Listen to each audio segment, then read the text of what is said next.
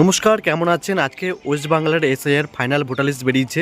তো অ্যাকচুয়ালি ওয়েবসাইটে কিন্তু সেইটা দেখা যাচ্ছে না, ফাইনাল ভোটার লিস্টটা দেখা যাচ্ছে না, ড্রাফট রোলটা দেখা যাচ্ছে।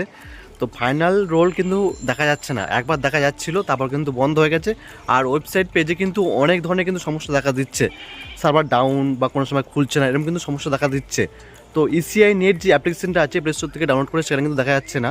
এখন কথা হচ্ছে আমরা ফাইনাল রোলটা কখন দেখতে পাবো।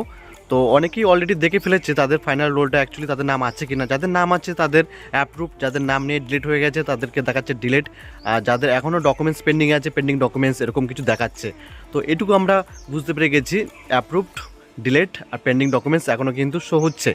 তো বন্ধুরা এখনও মনে হচ্ছে আমাদের ওয়েট করতে হবে, এখনও সরকারের মনে হচ্ছে তাদের ওয়েবসাইট পেজগুলোতে এখনও তারা আপডেট করছে। ড্রাফট রোলটা কিন্তু আমরা অনেক আগেই পেয়ে গেছিলাম, 2026-এর ড্রাফট রোল, সেটা কিন্তু কোনো কাজের নয়।